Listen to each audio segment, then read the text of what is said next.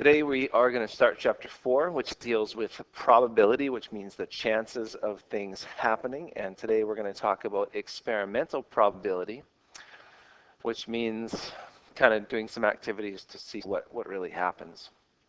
So some examples of probability that you've definitely heard before. Probability of precipitation, you see that in any weather report.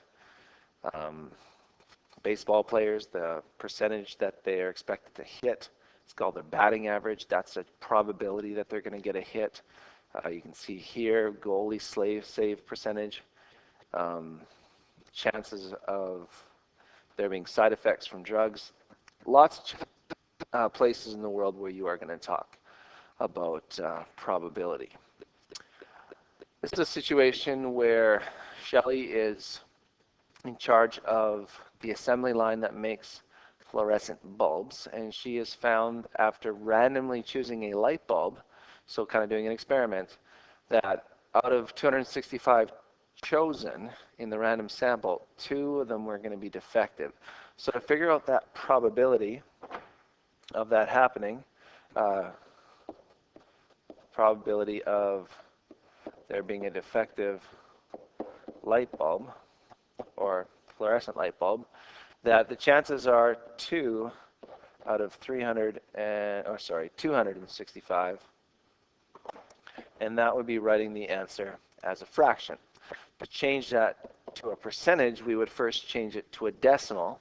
So you would take your calculator out and go 2 divided by 265, and you get 0.00754, and it goes on longer. And if you multiply that by 100, that's roughly, if I move the 7 or round up the 7, that's a 0.8% chance.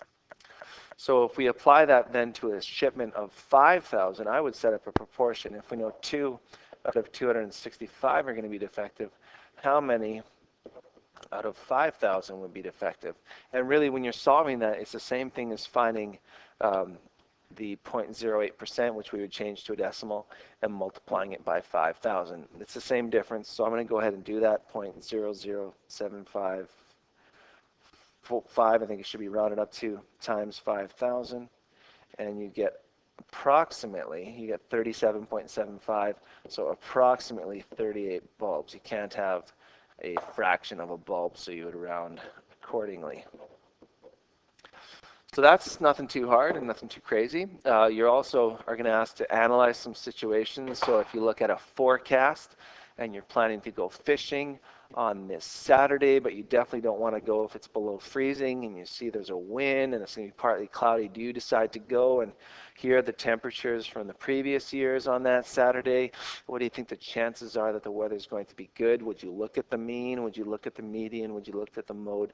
You're going to have to address some of those things as you do this assignment.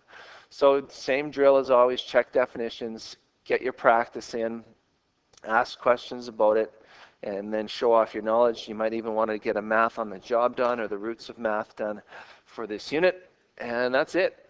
Nothing too crazy. I will help you as you work.